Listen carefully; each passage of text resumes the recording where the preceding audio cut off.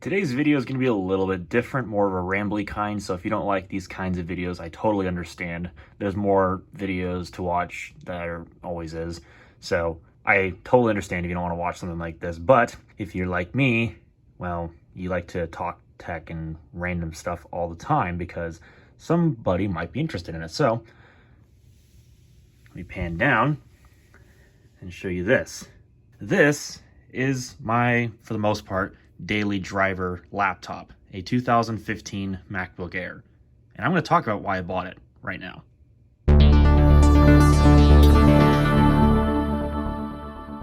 So I am fully aware of the fact that there is a more modern MacBook Air alternative using USB-C ports, a butterfly keyboard with Touch ID, a Retina display, and overall it is a far superior machine as far as the specifications are concerned comparative to this one.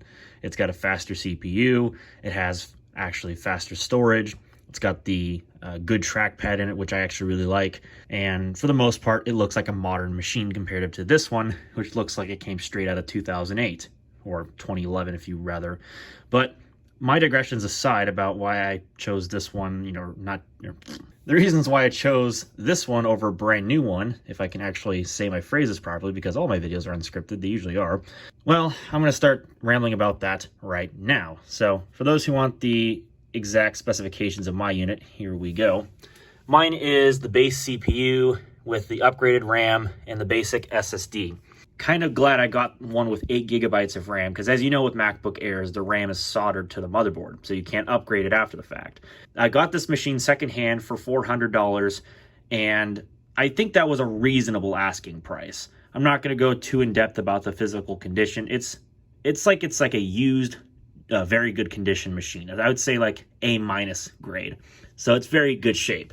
But I didn't want to get one that was like 4 gigabytes of RAM or something like that. Even if it would have came with like a 256 gig SSD in it, the 4 gigs of RAM is such a compromise. It's just not worth it. So I suffered with inevitably something I could upgrade down the line. This is a 128 gig SSD, but I just wanted it because it's got the RAM. And ultimately it would have cost the same as a machine that had half the RAM but double the SSD storage, because I honestly don't need too much with my laptop. I don't go too ham with storing stuff on it because that's what my desktop computers are for. But anyways, let me go ahead and get into my reasons as to why I chose a MacBook Air over, say, a MacBook Pro. Now, for those new to my channel, you might not know this, but prior to me getting this machine, my only other MacBook that I own right at the moment is this one. This is an early 2008 15-inch MacBook Pro BTO, which just basically means it's got the higher clock speed Core 2 Duo T9500 CPU with double the video memory, and it came with 4 gigabytes of RAM from Apple. But basically, other than that stuff, this machine is extremely dated by today's standards. Actually, I think using extremely dated is probably a bit loose there. It's probably very obsolete by today's standards, and it's pretty obvious when your machine does not support the Metal API that is used by macOS Mojave and later, and that is especially holding true for some of my software like iMovie. I can't run the newest version. I have to use the last version that was used with macOS High Sierra on this machine in order for it to even launch. So that's a bit of a PITA. But nitpicking aside, this was my main MacBook that I used for a while. In fact, it was actually my only Mac that I'd used for like a sum of almost 3 months. And that was before I'd gotten that machine way over there, excuse the mess, as always, that late 2012 21.5-inch iMac. So this was my only machine, and I had to suffer through this thing. And it has a dead battery, so that doesn't help things any. I could go on about that. I've made a video about this machine already, so if you want to go and watch it, it's up there, just like I linked the 2012 iMac video just a couple of seconds ago. I digress. So when I was looking for a different MacBook to replace the early 2008, oh, absolutely, I was looking all over eBay for MacBook Pros. I absolutely was. 13-inch, 15-inch. Trying to stay away from Core 2 Duos because I'm not interested in doing Core 2 Duo Max as my main machine any longer. They're just not worth the money, especially what people charge for them on eBay. And I still hold true to my opinion on that, at least until they decide they want to come down in price. Then maybe things might differ, but that's another story for another day, and I doubt that's ever going to happen. Anyways, more digressions aside. So I was looking all over. I had quite a bit of a budget to spend, so I was actually able to look at some fairly nice spec machines. And I was primarily trying to find a 15-inch 2015 with the DGPU and 16 gigs of RAM and at least a 256 gig SSD. I could suffice with a 128, but that's probably a very rare spec, so it's probably not ever going to happen. So 256 I would be willing to live with. 512 would have been better. That's probably what you would have most likely seen on a machine of that spec anyway. So I was looking, I found quite a number of machines that were well within the $700 range, and that's fairly reasonable, I would say, for a spec like that. Definitely on the higher end of my comfort zone. I really don't like paying that much for a computer unless I absolutely know I'm going to be hanging on to it for a few years. And of course, that's also true for a brand new computer as well, and even a PC build. So dropping that much money for a broke college student budget on that side of things is a lot. So yeah, I don't know. Some of the machines, I kind of felt uneasy about the buying decisions that I would have been making having bought one off of eBay from someplace in America or wherever and not knowing everything about it. Like when I'm going to drop this much money on a computer, especially a used computer, I feel more comfortable looking at it in person, trying everything out, making sure everything works before I drop the money, particularly if I have cash, which I don't. I usually keep everything in my bank, but that's my business, not yours. So anyways, yeah, I just kind of eventually forewent the thought of, is forewent a word? I don't even know. Anyway, drop it down below if you actually looked it up. I'm not going to bother. But I went away from the thought of buying off of eBay just for my personal sake of sanity, because I didn't know what to expect. And that's probably for the better, because I've seen a lot of scams on eBay. Believe me, that it happens more frequently than you would expect. And ask me how I know. You can look on YouTube. So I went looking around some of the secondhand shops around here. We don't have a heck of a lot in the city I live in, but we do have a couple that actually have MacBooks. And I even looked at Best Buy open box just because, well, what the heck? Maybe there might be something there. I don't know. Or at least something that's underneath like the $700 budget range. And that would be touching it really, really loosely. Although they did have one machine. I will actually mention that first. So Best Buy had an open box on a 2017 MacBook Air, which is just basically the spec bump version of this. So it was just basically more money for the same machine as this 2015 unit. And admittedly, yeah, it was like A condition. Like it was brand spanking new. Like it looked so good. And everything about it was just minty fresh. Like it looked so good. Very, very good. And it was super tempting. But I decided, no, I'm not going to do it unless there's like no other machines, because it's not one of those machines where it's financially feasible for me to go out and spend that kind of money and only have like a 5th gen i5. I mean, granted, I have a 5th gen i5, but one that costed over $700. Just not interested. And ultimately, I didn't do it. Now, it did have 8 gigs of RAM. It did have the 128 gig SSD, which is kind of similar to this one, and it did have the spec bump 1.8 gigahertz i5 as compared to this thing's 1.6 gigahertz i5. But again, it cost nearly twice the price as this one did. At least, yeah, this was the one that I was comparing it against. So I just decided, no, it's not worth going to Best Buy, even though, yes, admittedly, I would get a money-back guarantee with Best Buy. That's just a lot of money. A lot of money. So I just decided, no, not going to do it. And then I saw this machine. There's a couple of different MacBook Airs I was actually looking at that one shop that I was at where this one was located at.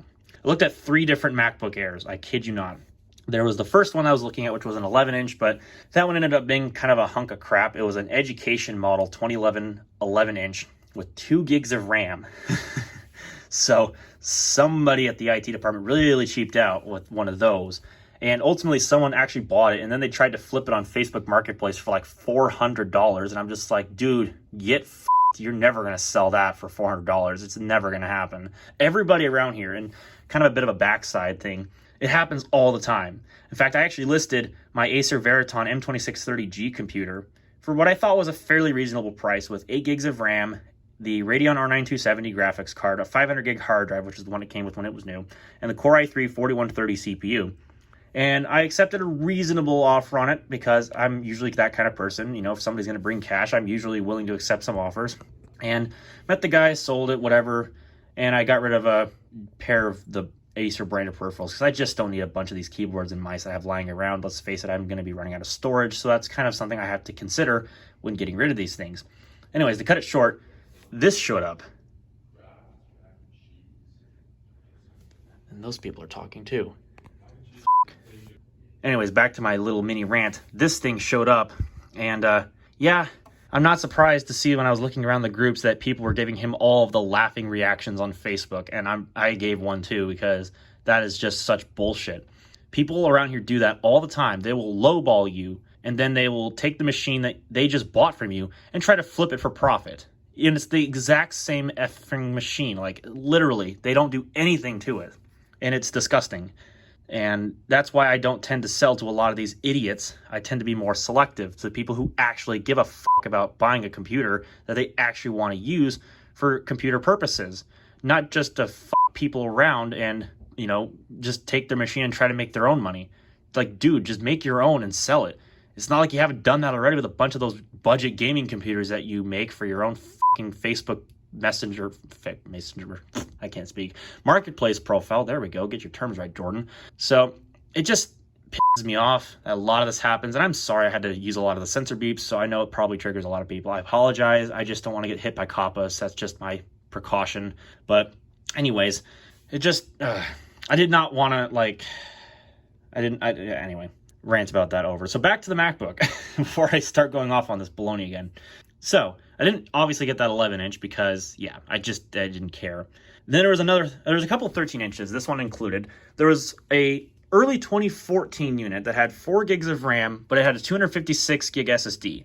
And that was tempting. It was tempting, sure, yeah.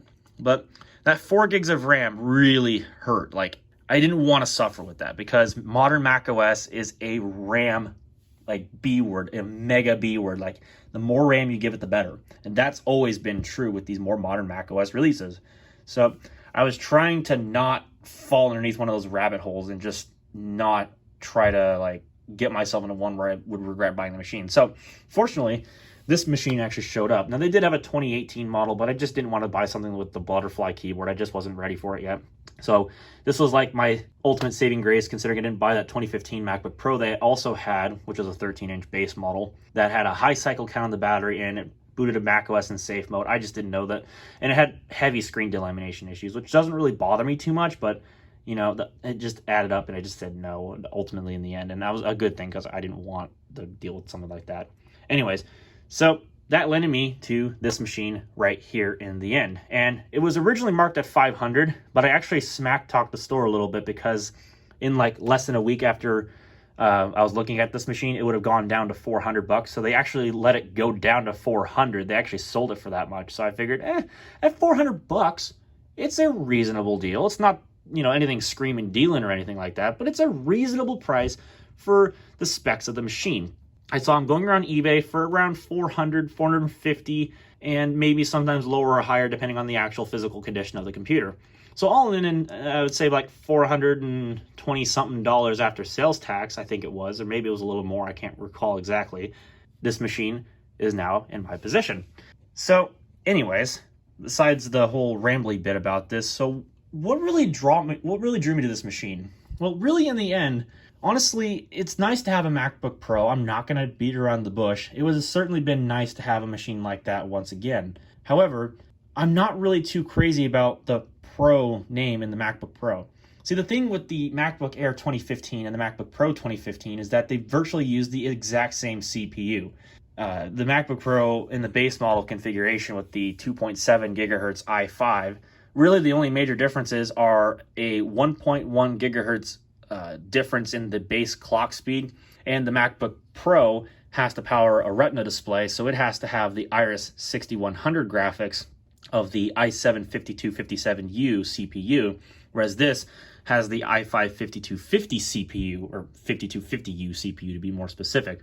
So, since this one has a pretty comparable-ish boost clock compared to the MacBook Pro, this actually performs pretty much on par with the MacBook Pro. And I'm not too bothered by the lack of Retina display. I mean, it is a nice thing to have, but I'm not too crazy about it. I'm not too worried about having a Retina display to pixel peep. That's not what I'm really interested in, because my iMac isn't even a Retina display, and my gaming computer doesn't even have a 4K display, so I'm just not interested in high pixel density displays. If I want that, I'll look at my iPhone 11, which I already paid enough money for. So this was fine. I also wanted something that, for the moment, still had the standard USB-A ports, as well as the classic Thunderbolt port, because I have an adapter that converts that Thunderbolt port into a multi-digital monitor converter box that I got from Radio Shack before they closed. It's honestly a piece of junk adapter, but it works. So I wanted the legacy adapter support for the moment because I need that stuff for what I intend to use this computer for. So that's certainly something that played in my favor. And ultimately, in the end, this machine, it was local. I knew what I was getting. And in the end, it is a fairly good condition computer. I would say about A-, B+, in that range, like I mentioned, like I said, A- or so. It's still in really good shape, to be honest. The hinges are in good shape, and the screen is in great shape. The keyboard's in great shape. The trackpad is in great shape, too. Everything about this machine is good. And on top of all of that, the battery cycle count was within reason. I think when I looked at it initially on the sales floor, it was at like 340 cycle count, which for this machine is not too bad. It's definitely been broken in, but it's not bad. That's something I can live with, especially given the price. So, given that the battery's in good health, which allows the machine to run at full performance, the screen's in good shape, the keyboard works, the hinges are in good shape, all the ports work, everything about this machine is solid. It works really well. So I ended up going for it. And there's also a couple other things about the MacBook Air I actually really like compared to getting a MacBook Pro. One is the weight. Now, I'm not calling a MacBook Pro heavy by any stretch of the imaginations, but this thing is really lightweight. Like, I use this at school for doing my assignments and note-taking and all that fun stuff, and this thing is so lightweight compared to a MacBook Pro, or at least that thing anyway. I mean, I don't take this thing in the class, but anyways. And compared it to my Acer Aspire that I also use for Windows-related stuff like Microsoft Visio, this thing is so much lighter and so much smaller. The only thing that kind of drives me crazy about these older designs, or MacBooks in general, is they have plastic feet underneath. So if you really want this thing to stay stable on a table or whatever, you have to buy a case. And I'm planning on doing that because I really need to anyways. But it's this thing about sliding around on the table. It's not really the most stable thing given those feet. They're not rubber, and that drives me nuts. So yeah, constantly I'm trying to type, and it won't stay stable, so I have to like type at a really weird angle or whatever. But either way, not really that big of a deal. Another thing, too, this shares the keyboard from the MacBook Pro 2015, so it's got a really nice keyboard on it, a really nice scissor switch keyboard. It's very accurate. It doesn't have too much key travel. That's fine by me, though. It's quiet, and it's backlit. It's all nice, and it's a very decent keyboard to type on. Although, preferably, I do like the older design of this keyboard. I'd probably get better on this one. But this one I can get down to town on typing, and it works really well. It's a solid note taker. And the screen gets decently bright, too. Again, it's not a Retina display, but it looks all right for what it is. I don't use the webcam much, so I'm not too bothered by the fact that it has a potato camera, but at least it's better than the 12-inch MacBook in that regard as far as resolution is concerned. But overall, I mean, there's probably some other things that I could get into. Mainly, the fact that there's the portability factor in mind. I can shove this into my bag compared to my other laptops, and it's just easier to take around, although, whatever. I could nitpick all day, but at the end of the day, I guess there's some other things too. I could probably talk about like video editing performance. Really doesn't need too much. I don't really need a MacBook Pro to edit my videos because, again, this edits pretty much about as good as a 2015 MacBook Pro, maybe slightly worse given the GPU, but at least it's not having to push a Retina display.